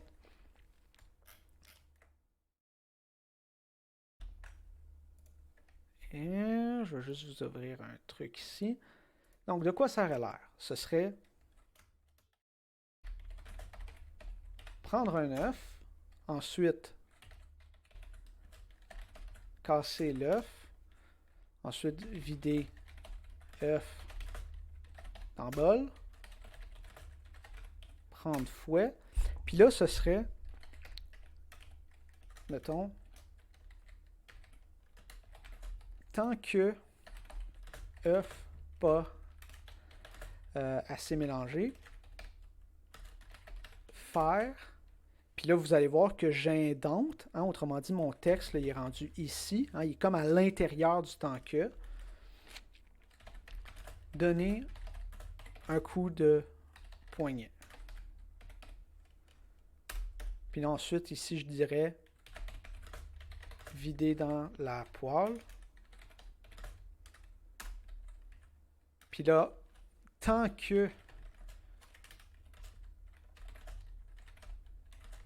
œuf pas cuit, faire. Puis là, ben, on pourrait juste dire, mettons, on shake un peu la poêle ou on fait juste comme, ici, on fait rien. Donc ça, c'est un cas où il y a un tant que, il faut regarder l'œuf, mais dans le fond, on fait rien. Puis ensuite, ce serait, mettons, vider œuf dans l'assiette. Ça, ce serait, mettons, notre recette d'œuf brouillé. Right? Puis là, ici, si œuf pas assez salé, alors assaisonner, mettons. Donc là, vous voyez, j'ai des boucles puis j'ai des décisions. Donc ça, prendre œuf, casser œuf, vider œuf, prendre fouet, c'est séquentiel. Ça va s'exécuter un à la suite de l'autre. Ensuite, j'ai un tant que. Un tant que, c'est quoi? C'est essentiellement, je dis, OK, je commence par vérifier, est-ce que cette condition-là est respectée? Donc, tant qu'une condition, donc quelque chose que je vérifie, faire, puis là, ici, il y a du code que je fais. Fait que donner un coup de poignet, mettons. Donc là, qu'est-ce que je ferais? Donc, je prends mon œuf, je casse mon œuf, je vide mon œuf, je prends mon fouet, je le mets dans mon bol. Fait que là, ici, ici, mon œuf est dans mon bol. Là, je vérifie, est-ce que mon œuf est assez mélangé? C'est pas mal sûr que non, parce que je n'ai pas encore commencé à le mélanger. Mais je fais quand même d'abord la vérification. Donc, la vérification est faite ici au début. Donc, je vérifie, est-ce que mon œuf est assez mélangé? Non. Je donne un coup de poignet. Donc là, je suis rendu à cette ligne-là. Sauf que là, je suis dans un tant que. Fait que qu'est-ce qui arrive à la fin d'un tant que, tu sais, à la fin des instructions qu'il y a ici? Ça retourne au début du tant que, à cette ligne-là, ça revérifie l'instruction, puis ça va donner, ça va soit aller à l'intérieur ou ça va le sauter si la condition est plus respectée. Donc, tant que œuf pas assez mélangé, faire donner un coup de poignet. Donc là, je vérifie, est-ce que mon œuf est assez mélangé? Non. Je donne un coup de poignet, je suis rendu à cette ligne-là, je reviens à celle-là. Est-ce qu'il est encore pas assez mélangé? Il n'est pas encore assez mélangé. Donc ici, ça donne vrai. œuf pas assez mélangé donne vrai. Ça a l'air un peu, c'est parce que c'est une négation, là, mais ici, il faut que ça, ce soit vrai. Donc, mon œuf n'est pas assez mélangé. Je donne un coup de poignet, je donne un coup de poignet. Mettons que je suis rendu à 20 coups de poignet. Je donne mon 20e coup de poignet, je reviens ici, je regarde, est-ce que mon œuf est assez mélangé? Oui, il l'est. Donc, œuf pas assez mélangé va être égal à faux. Donc, ça va sauter par-dessus cette ligne-là, puis ça va aller après le tant que, puis ensuite, ça va exécuter le reste séquentiellement. Donc, je fais, mon œuf est pas assez mélangé, je saute par-dessus, je le vide dans ma poêle, puis là, tant que mon œuf n'est pas cuit, je fais, mettons, remuer l'œuf. Pour répondre à la question, est-ce qu'on va faire du pseudocode? Oui et non. Je veux dire, dans la vie, tu vas toujours en faire du pseudocode parce que c'est toujours une bonne façon d'exprimer une idée. Surtout quand tu veux parler à quelqu'un d'autre, c'est toujours une bonne façon d'écrire une bonne idée d'écrire du pseudocode pour partager une idée qui n'est pas contraignée à un langage de programmation, qui n'est pas restreinte à un langage précis. Donc oui. C'est comme de dire, on veut dessiner des plans. Est-ce qu'on va faire des croquis vite à la main d'abord? Probablement que oui, ne serait-ce que pour savoir à peu près où on s'en va. Donc ici, je suis rendu là. Donc je continue mon exécution. Fait que là, mettons que ça, là, c'est mon code.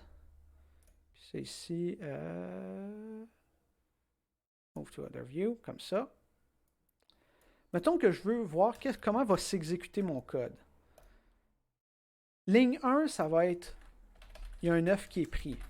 Mettons que ça, là, ce qu'il y a à droite, c'est le log des actions qui sont passées. Donc, un œuf a été pris, un œuf a été cassé, œuf dans le bol, le foie est pris. Puis là, mettons que ça m'a pris 10 fois, ou on va dire juste 3 fois. Juste 3 coups de poignet parce que j'ai un poignet particulièrement bon pour fouetter mon œuf. Je vais regarder, est-ce que mon œuf est pas assez mélangé? Donc, ça va faire œuf pas assez mélangé.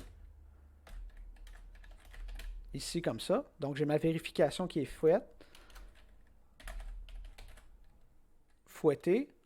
Ça va revenir ici. Est-ce que je vérifie encore l'œuf est pas assez mélangé? Donc, je vais fouetter.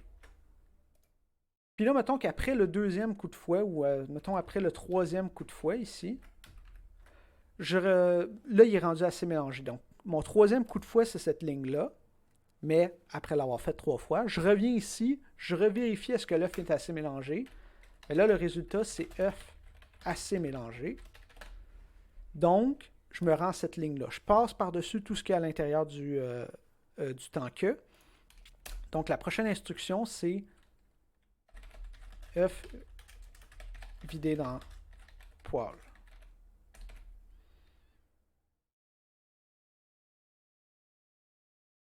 Puis ensuite, si œuf pas assez salé, donc là j'ai fait pardon, je suis rendu ici. Puis là je fais tant que œuf pas cuit, faire remuer œuf. Mettons que je le fais juste une fois. œuf pas assez cuit, ou mettons que je le fais juste 2 fois. œuf remué. Donc je le fais 2 fois. Après l'avoir remué 2 fois, maintenant il est assez cuit. Donc œuf assez remué. œuf vidé. Donc ici, j'arrive à cette ligne-là. Donc j'ai sauté cette ligne-là une fois que la condition ici n'était plus respectée.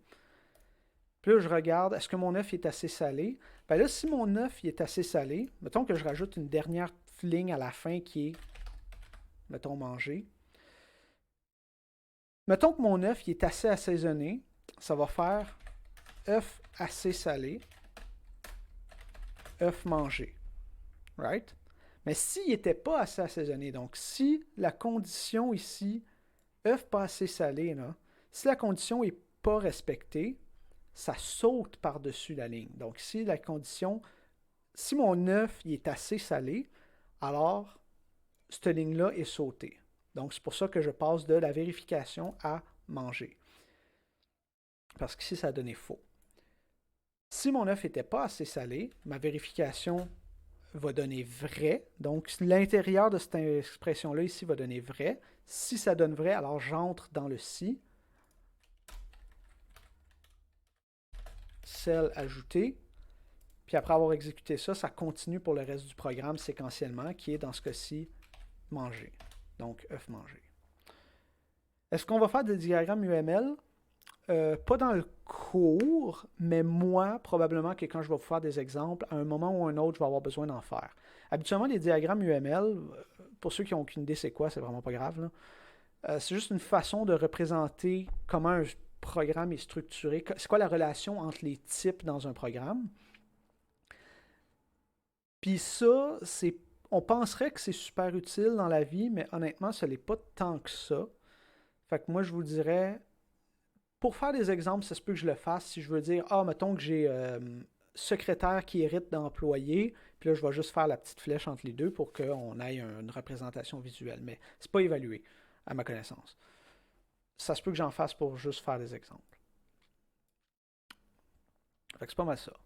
Fait que ça, voyez-vous, là, la pensée algorithmique que je viens d'avoir, c'est j'ai pas dit à ma machine ou plutôt dans ce cas-ci, ma machine étant moi qui essaie de faire une recette, j'ai pas dit de donner 3 coups de fouet pour battre ses œufs. Je lui ai dit, bat un œuf, puis tant qu'il n'est pas battu, continue à le battre. Puis même affaire pour le faire cuire. Puis ensuite, j'ai dit, s'il n'y a pas assez de sel, rajoute du sel. J'ai pas juste dit, rajoute du sel. J'ai dit, fais la vérification d'abord. Ça, c'est pas mal la pensée algorithmique la plus bête qu'on peut faire, qui ressemble à la logique qu'on a dans la vraie vie. Là. Ici, c'est comme ça qu'on ferait un œuf brouillé. Est-ce qu'il y a des questions jusque-là? Parce que sinon, je n'ai pas vraiment autre chose à dire sur la pensée algorithmique.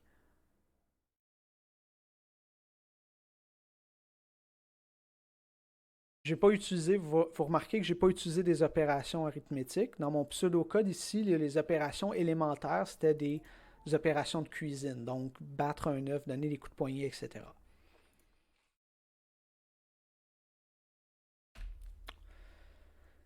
Puis le langage informatique, ben c'est ça qui nous permet d'écrire le code qu'on va communiquer à la machine. Donc moi, mon langage, c'était le truc que j'ai inventé devant vous. J'utilise le verbe fouetter, puis on va dire que fouetter, c'est une opération élémentaire dans... Tu sais, donner un coup de poignet, c'est une opération élémentaire dans mon langage. La machine, comme j'ai dit, c'est l'affaire la plus bête qui existe. C'est l'affaire qui est à la fois la plus performante et la plus bête. Donc si je lui dis pas de faire exactement un mouvement de poignet, si je lui dis pas comment faire mon mouvement de poignet, ou je lui dis pas de faire le mouvement, ben, elle le fera pas. Donc, la majorité des bugs que vous allez avoir quand vous écrivez un programme qui ne fait pas ce que vous pensez, que vous vouliez qu'il fasse, ben, c'est parce que vous n'avez pas écrit les bonnes instructions que vous avez données à la machine. La machine, elle n'essaie pas d'interpréter ce que vous voulez faire, elle fait juste faire ce que vous lui dites. Donc, c'est pour ça que je dis qu'elle est particulièrement bête, mais très efficace. Donc, ça, c'est l'exemple que je donnais là, tout à l'heure. Si je veux faire C égale A plus B, faut que je prenne la mémoire, je la mette dans un registre qui est dans le processeur, qui est utilisable par l'unité arithmétique qui va faire l'addition, qui va mettre le résultat dans un autre registre et qui va ensuite envoyer ça dans la mémoire. Si je voulais le faire en assembleur, là, vous voyez le code qui est à gauche, là, le code, c'est à ça que ça ressemble écrire de l'assembleur. C'est je lui dis load, additionne, puis store. C'est essentiellement ça. Mais quand j'écris en Python, j'écris en quelque chose qui a bien plus de sens, à la fois logiquement et mathématiquement. C'est je dis, ben, je mets dans C le résultat de A plus B.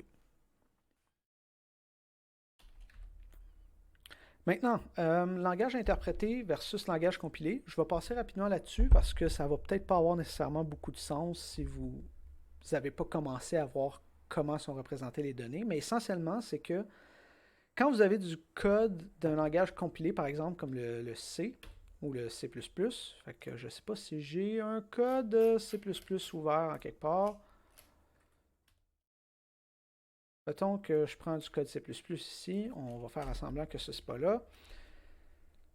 Mettons du code C++, là, ou du code en C, là, dans ce cas-ci, ce serait la même affaire. Puis là, je dis, mettons, print hello. Ça dit au compilateur, le compilateur, c'est ce qui prend votre code. Donc ça, c'est du C ou du C++. C'est le langage que moi, j'utilise pour exprimer ce que je veux. Puis on voit que si je connais le langage, c'est facile à lire, puis c'est facile de comprendre ce que je fais, puis de l'écrire moi-même.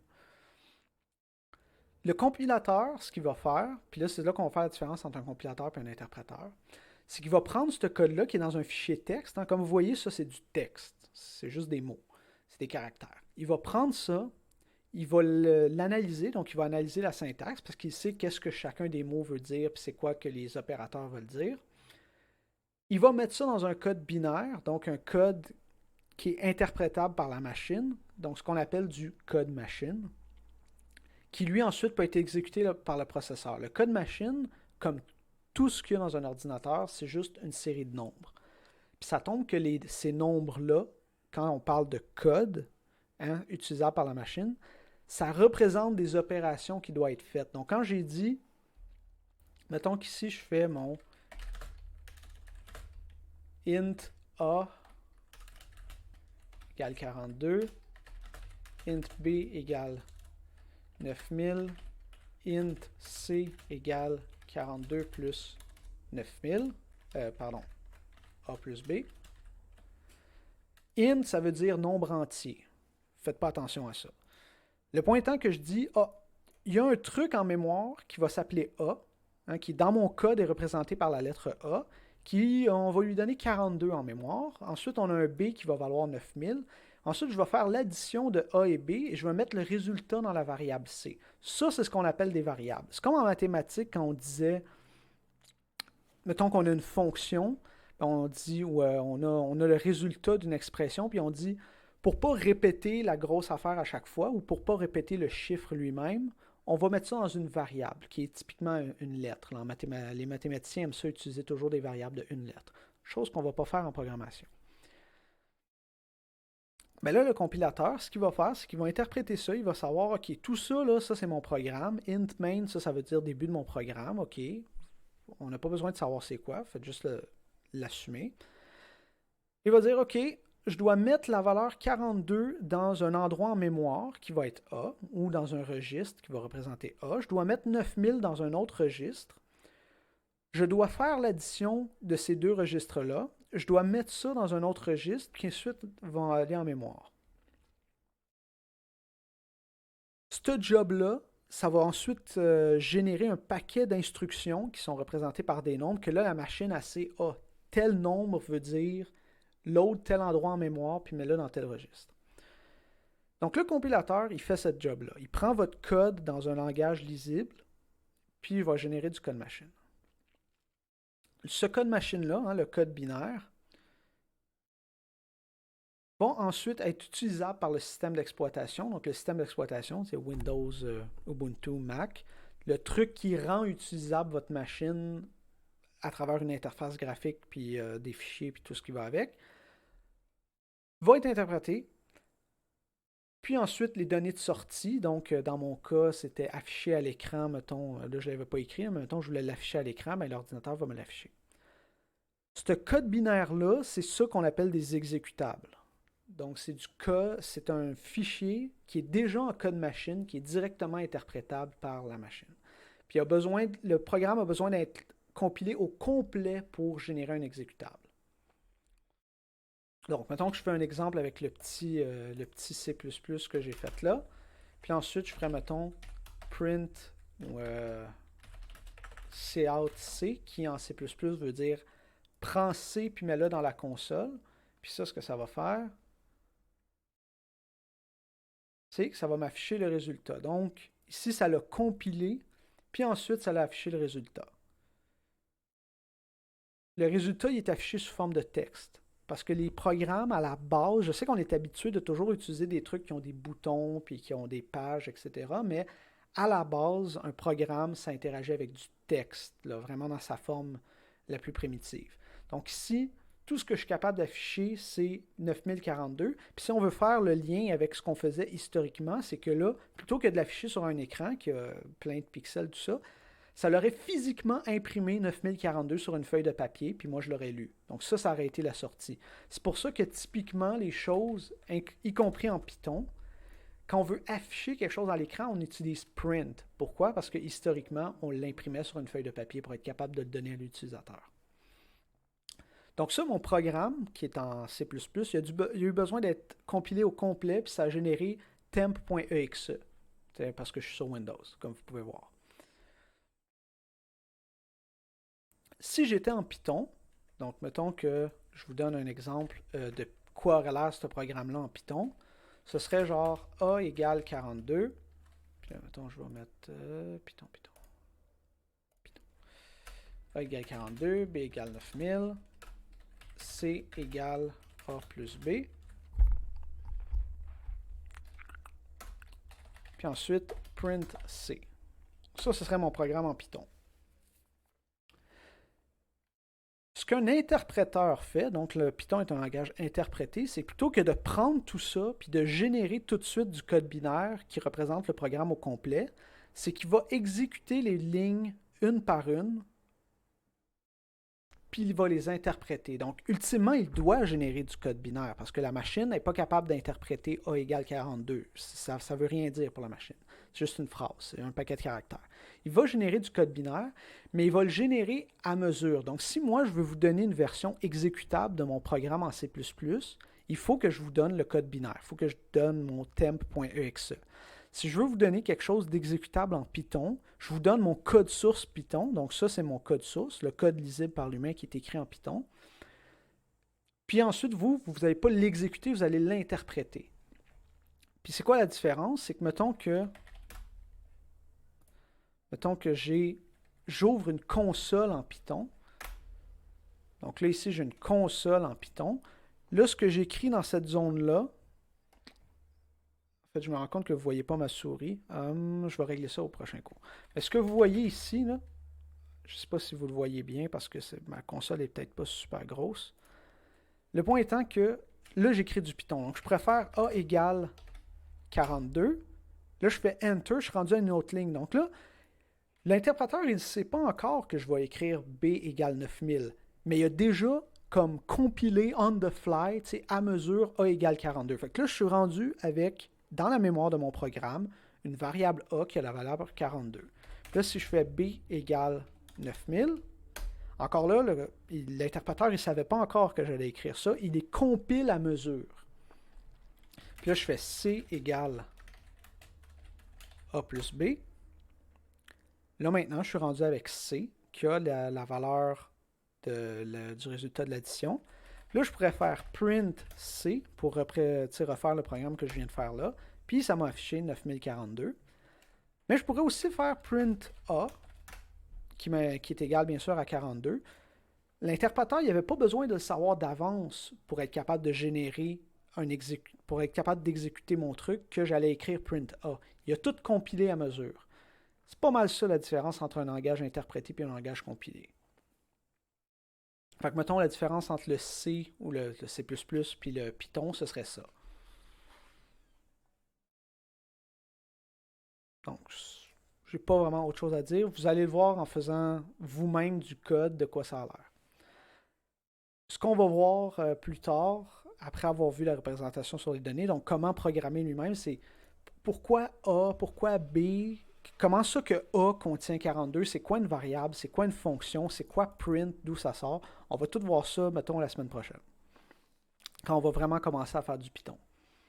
Mais là, pour l'instant, on passe à travers les bases de l'informatique. Donc ça, c'est pas mal ça. Donc, vous avez vos données d'entrée qui est essentiellement de la façon que vous interagissez avec l'utilisateur. Là, je n'ai pas interagi, mais vous pourriez avoir des données d'entrée. Votre code source est passé dans l'interpréteur qui est directement affiché. Là. Les résultats sont compilés on the fly puis sont affichés. Historique du Python, ça ne sert à rien de passer à travers ça. Là. Si ça vous intéresse, vous pouvez le regarder. La seule chose que je voudrais que vous rappeliez, c'est que pourquoi ça s'appelle Python? Ça s'appelle Python parce que les gens qui l'ont créé étaient des gros fans de Monty Python, qui était un groupe d'humour britannique. Fait que c'est pour ça qu'ils l'ont appelé le langage Python. C'est pas parce qu'ils aimaient les serpents, c'est parce qu'ils aimaient Monty Python. Ce qui fait que quand je vais faire des exemples avec vous dans lesquels j'ai besoin de nommer des variables, hein, par exemple, là, ici, j'avais nommé une variable A, B et C. Vous allez voir que quand je vais faire mes exemples, je vais probablement les appeler des choses comme spam et eggs et dead parrot. Et vous allez remarquer beaucoup de références à Monty Python, qui est un langage spécifiquement fait pour ça. Ce que je veux dire, c'est que les gens, par tradition, plutôt que d'utiliser des ABC, vont utiliser des références à Monty Python. Fait que, on va pouvoir comparer nos connaissances de ce groupe-là. Je viens de faire avec vous. Vous comprenez le principe. Caractéristique du langage, c'est peut-être important de le savoir. Quand j'ai écrit du C++ devant vous, j'ai dit le compilateur doit générer du code exécutable, du code binaire. Ce code-là, donc le fichier .exe, dépend du système d'exploitation. Donc un temp.exe, là, ça roule juste sur Windows. On ne peut pas rouler ça sur Linux, on ne peut pas rouler ça sur Mac, comme vous l'avez probablement déjà remarqué. Donc, c'est pour ça que si je ne veux pas vous donner mon code source, mettons que ce que je veux vous donner, c'est quelque chose qui est directement exécutable, il faut que je le compile spécifiquement pour la plateforme sur laquelle je veux qu'elle soit exécutée. Donc, si je sais que vous avez un Mac puis que je veux vous donner mon petit programme qui calcule vos taxes pour cette année, je dois vous le compiler pour Mac ou je dois vous le compiler pour Windows, etc. Tandis qu'en Python, ce qu'on fait, c'est que on vous donne le code source directement ou on vous donne le code dans une représentation intermédiaire qui est indépendante de la plateforme. Puis ça, ensuite, c'est interprété spécifiquement sur la machine concrète. Donc, c'est ça habituellement qu'on veut dire entre quelque chose qui est portable et qui n'est pas portable. C'est est-ce que le produit final est facile à exécuter d'une machine à l'autre sans avoir besoin de le recompiler. Donc, les langages compilés ne sont pas portables de nature. À moins qu'ils soient compilés dans une représentation intermédiaire qui, elle, est portable, comme le Java et le C#. Donc, la grosse différence entre les langages bas niveau et le Python, autre que compilé et interprété, c'est comment on manipule la mémoire. En Python, il n'y a pas de ce qu'on appelle des pointeurs, là, pour ceux qui savent c'est quoi. Il n'y a pas de manipulation de la mémoire directement. Il y a à peine de types. Là, les types sont toujours un peu cachés. Tandis qu'en C++, toutes les variables ont un type qui ne change pas. Donc, puis il y a aussi l'histoire de comptage de référence, donc la gestion de la mémoire. Bref, il y a beaucoup plus de choses qui sont automatiques en Python qu'en C ou en C++. C'est pour ça qu'on appelle ça un langage haut niveau. C'est essentiellement, au-delà de dire c'est quoi l'accès à la mémoire, tout ça, là, la règle du pouce, c'est est-ce qu'un langage est plus haut niveau s'il fait plus d'affaires pour vous? Ensuite, l'orienté objet, on va voir ça beaucoup plus tard dans la session. C'est juste une façon de grouper des données et des opérations ensemble. Puis ensuite, extensible, bibliothèque standard. Vous allez voir que la bibliothèque standard de Python est très très grosse comparée à celle de C, pour ceux qui connaissent ça. Un peu comme celle de Java ou celle de C#. La librairie .NET est quand même assez grosse. Et bien sûr, c'est un langage qui évolue. On a tendance à dire que Python, c'est genre un langage moderne, mais c'est faux. C'est un langage qui est vieux de 30 ans. C'est juste que c'est un langage qui est relativement dynamique, puis il y a beaucoup de gens qui s'en servent, comme on peut voir ici. Beaucoup de back-end, des choses qui se passent derrière le serveur, dans une compagnie, genre YouTube. Comment YouTube gère les vidéos, comment il gère le stockage des vidéos du côté des serveurs. C'est fait en Python, par exemple. Beaucoup de choses qui sont faites en Python derrière. Même si vous, du point de vue utilisateur, tout ce que vous faites est sur le web. C'est pour ça qu'on dit que le Python, c'est comme un langage moderne, même si en réalité, c'est un langage assez vieux. C'est juste que c'est un langage dynamique qui est encore très utilisé. Puis ensuite, environnement de programmation, là, je vous ai donné un exemple très très simple, qui est mon Notepad++ un peu pimpé, dans lequel j'ai fait moi-même le truc qui va partir une petite console ici, puis qui dit c'est quoi le résultat, puis c'est quoi qui s'est passé. Un environnement de programmation, c'est un peu plus complet. Ça permet d'avoir un projet qui a plusieurs fichiers. Par exemple, j'ai mon fichier qui gère la fonction racine carrée ou qui gère ma fonction de calcul de taux annuel de quelque chose. Je vais avoir ça dans un fichier qui va être utilisé par un autre fichier. Le point étant que ça permet de gérer votre projet et ultimement de le déboguer ligne par ligne puis de savoir, mettons que je mets un point d'arrêt. Je peux dire à mon programme, là, à chaque moment, là, c'est quoi qu'il y avait dans A, c'est quoi qu'il y avait dans B. Ça permet de gérer bien des choses. Donc ça serait un environnement de programmation. Ce que j'ai mis devant vous en ce moment, ce serait une version assez primitive d'un environnement de programmation, c'est-à-dire l'éditeur. Parce qu'ultimement, le code, il faut l'écrire, puis on n'écrit pas ça dans genre Notepad ou dans Word, parce que ça n'aurait pas de sens. C'est pas fait pour ça. Fait qu'on écrit ça dans un éditeur de texte qui est fait pour le code, donc il va mettre par exemple des choses en rose ou qui va les mettre en bleu parce que c'est des couleurs que j'aime bien. Selon c'est quoi qui est écrit et c'est quoi le langage. Puis ensuite, il va falloir intégrer le compilateur ou l'interpréteur, puis le débogueur, toutes ces choses-là. Ça. Puis ensuite, on a bien sûr la console qui permet d'exécuter. Donc, quand je vous dis un terminal ou une console, c'est cette chose-là. Sur Windows, ça va être CMD, ou pour ceux qui sont peut-être plus habitués avec Windows, ça va être PowerShell. Moi, j'utilise beaucoup PowerShell. Sur Linux, c'est pas mal Bash puis Shell. Puis sur Mac, c'est aussi un terminal, mais ils ont leur propre, mais finalement, vous pouvez utiliser du Bash dedans parce que c'est un système Unix. Pour répondre à la question qui a été posée il y a quelques instants quand même, est-ce que les langages au niveau sont mieux? Euh, c'est comme de dire est-ce qu'un char est meilleur qu'un autre? Il va être meilleur qu'un autre selon l'utilisation qu'on en fait. Donc, une des grosses parties du développement logiciel, donc pas nécessairement de l'informatique en général, mais du développement logiciel, c'est savoir c'est quoi la bonne façon de faire quelque chose. Si tout ce que j'ai besoin de faire, c'est un petit programme qui fait une coupe d'addition, puis qui manipule des dossiers, puis que j'ai pas besoin que ce soit super performant, je pourrais l'écrire, genre, je pourrais faire une page web là, avec. Je pourrais l'écrire en JavaScript, faire une page web. Ça va pas me prendre beaucoup de temps, ça va pas prendre beaucoup de code, puis ça va bien marcher. Si j'ai besoin de contrôler exactement ce qui va se passer dans la machine de façon très déterministe, ben là, je vais utiliser un langage bas niveau qui va être plus approprié, comme le C ou le C++. Euh, Mettons, moi, mon projet de maîtrise, qui est quand même assez gros, puis compliqué, puis qui manipule bien des affaires, bas niveau, donc proche du processeur, même si en fait, il est quand même assez haut niveau comparé aux autres projets des autres étudiants, là, mais peu importe. Le mien, je l'ai écrit en C++, entre autres parce que c'est un langage que je maîtrise bien. D'autres trucs que j'ai fait dans la vie, je les ai écrits en Python parce que ça donnait mieux. Hein? Ceux qui sont habitués de faire peut-être des trucs plus artistiques, plus visuellement créatifs, il y a beaucoup de logiciels qui intègrent le Python à l'intérieur. Donc Touch Designer, qui est un truc qui permet de générer des animations, puis des trucs visuels, puis même du son. À l'intérieur, on peut écrire du Python. Donc là, le Python, qui est un langage haut niveau où j'ai pas besoin de manipuler plein d'affaires, puis j'ai une bonne librairie standard, tout ça, ça donne bien ça. Donc la question, est-ce qu'ils sont mieux ou pas, ça dépend de l'utilisation que tu en fais. Puis être capable de faire ce jugement-là, c'est un talent qu'on acquiert avec le temps.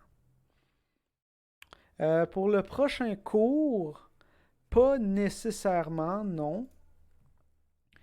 Moi, je vous dirais Python, puis PyCharm, c'est pas mal juste ça que vous avez besoin de faire. Faites juste. Encore là, si vous ne l'avez pas fait au prochain cours, c'est pas grave parce qu'on va pas encore commencer à faire du gros Python au prochain cours, mais éventuellement, vous allez avoir besoin de le faire. Pour le prochain cours, là, mettons, faites ce que vous pouvez. Si vous êtes capable de trouver l'information par vous-même sur Internet sur comment installer Python à l'aide d'Anaconda ou PyCharm pour être capable de coder, faites-le, tant mieux. Mais c'est pas la fin du monde si vous ne l'avez pas fait. Une fois que Moodle va être monté et que tout le monde va être sur Teams, on va vous donner toute l'information pour faire ces choses-là. Fait que non. Mettons qu'il n'y a rien à downloader pour le cours prochain.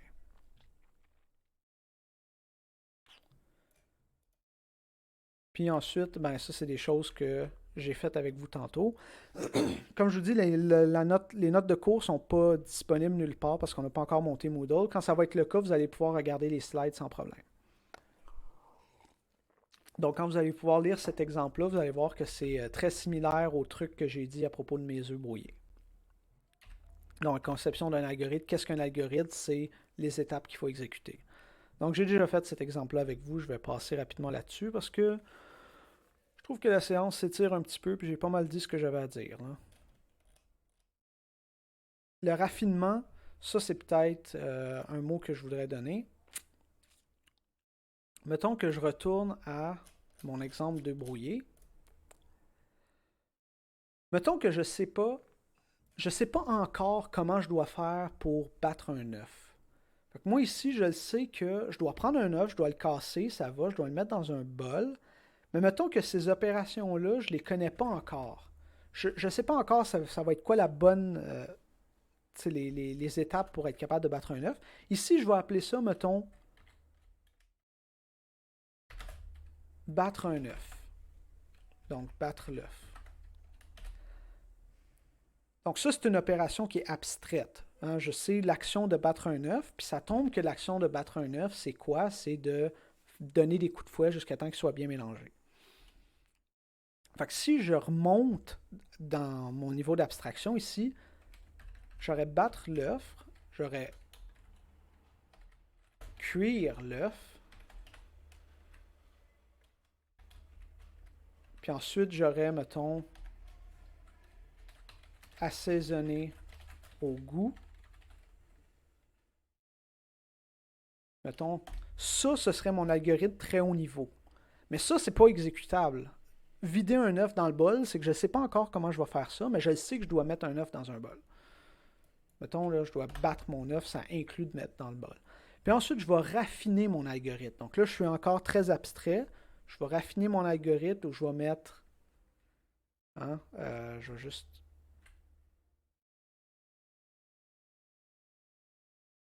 faire ça. Donc là, je sais que battre un œuf, ça veut dire faire tout ça parce que j'ai réussi à penser à mon algorithme et je sais comment je vais l'écrire. Puis ensuite, je vais raffiner cuire un œuf. Mais cuire un œuf, c'est le vider dans une poêle. Puis ensuite, c'est le faire cuire dans la poêle, mais je ne sais pas encore comment je vais structurer ma boucle. Donc, je vais laisser ça de même, remuer et cuire, mettons. Puis assaisonner au goût, ben là, je sais que je dois faire une condition, puis je vais l'écrire de même. Puis ensuite, remuer et cuire, ben là, je vais avoir compris c'est quoi la boucle que je dois faire, puis je l'écris de même. Donc, vous comprenez, c'est ça qu'on parle quand ici on dit du raffinement graduel, c'est que on part des opérations abstraites, on sait c'est quoi qui rentre, c'est quoi qui sort, mais on ne sait pas exactement comment le faire. Donc, mettons, battre un œuf, je sais que il y a un œuf qui rentre, je dois faire quelque chose avec, puis à la fin, j'ai un œuf qui est tout bien mélangé. Ensuite, quand je vais raffiner, ben là, je vais faire les étapes par étapes. Donc ça, c'est encore là du plus abstrait au plus concret. Vous allez voir que le concept de abstrait concret revient beaucoup, beaucoup en informatique. Je vous dirais que d'ailleurs, un des talents, mettons, purement cognitifs puis purement intellectuels de l'informatique, qui pour moi est très utile, c'est être capable de naviguer facilement entre les niveaux d'abstraction. Donc justement, passer de dire ça, c'est clairement juste battre un œuf à l'exécuter ligne par ligne. Puis c'est pas mal ça. Puis ensuite, ben, subdivision d'un problème en sous-problème. Mais là, c'est ce que je viens de faire. J'ai dit battre un œuf, c'est un problème. Je vais le mettre de côté, mais je sais que je dois battre un œuf. Je sais qu'il y a un œuf battu qui sort. Je vais régler le problème de comment je fais plus tard.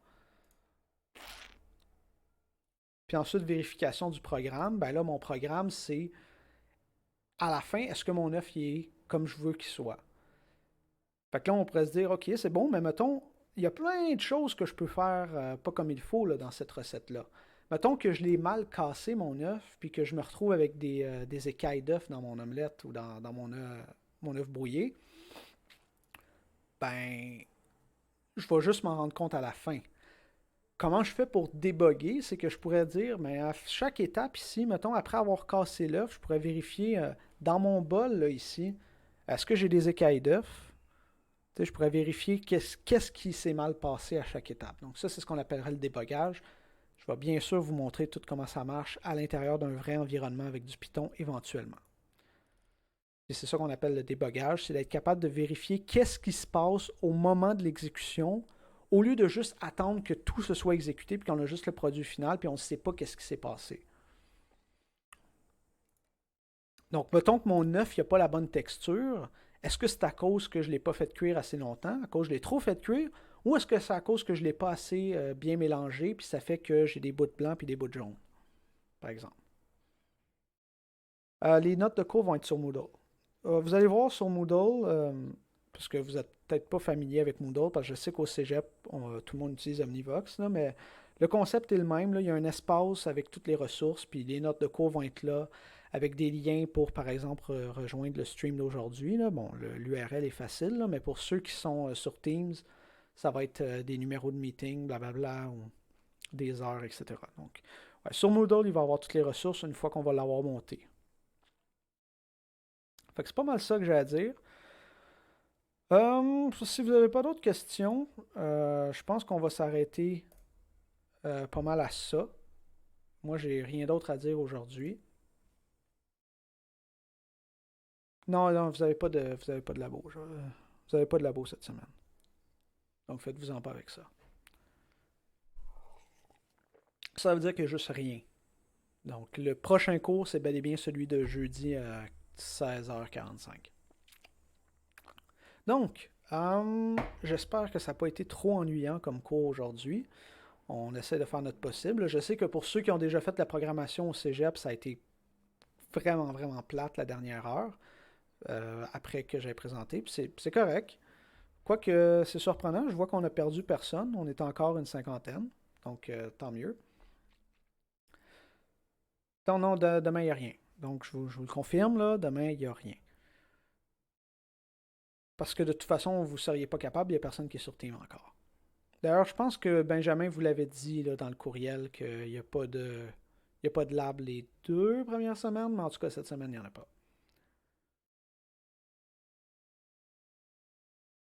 Donc, je vais juste pas dire grand-chose en ce moment, juste attendre que les gens écrivent dans le chat parce qu'il y a toujours un délai. Puis, s'il n'y a pas d'autres questions, ben, on va arrêter ça là. Puis, on va se revoir jeudi. Je ne sais pas qu'est-ce qui se passe en INF 1500.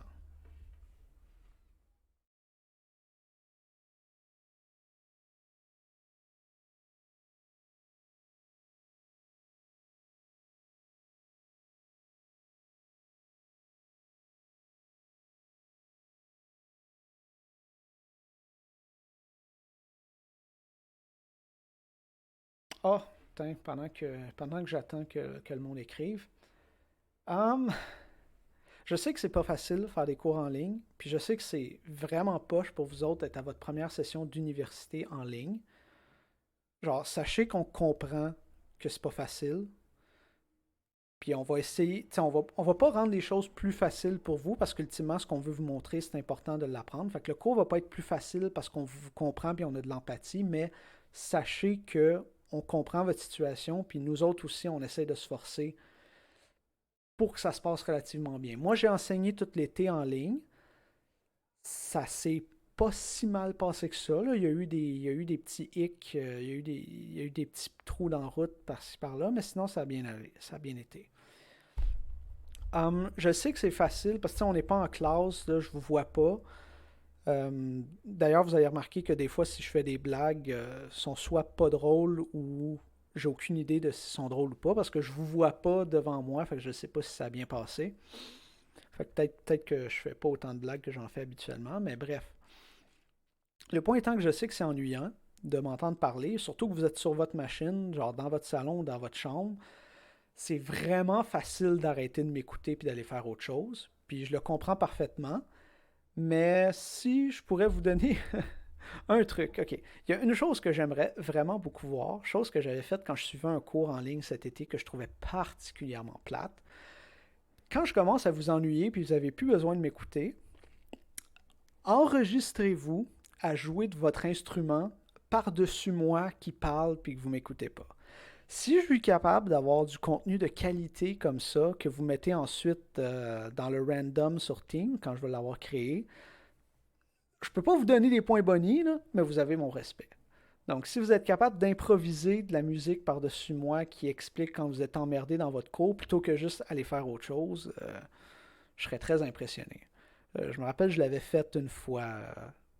Je dirais pas à quel prof, parce que c'est un petit manque de respect. Mais ouais, j'avais improvisé une espèce de valse par-dessus la prof qui expliquait comment remettre les travaux. Je me trouvais bien drôle. Elle était tout croche puis elle était bourrée de fautes, mais je me trouvais bien drôle. Fait que oui, si je suis capable de voir ça, vous avez ma permission de faire des shitposts à propos du cours que je donne, ça me dérange pas du tout.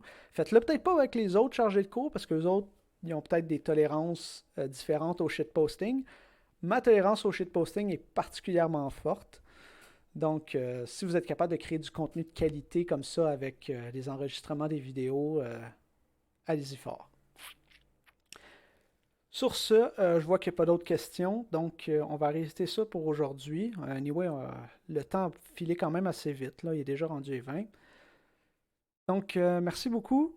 On se revoit jeudi. Je vous souhaite un très bon début de session, puis lâchez pas, je sais que c'est pas facile d'être en ligne. On va s'en sortir tout le monde ensemble. Donc sur ce, bonne fin de journée à vous tous. On se revoit jeudi.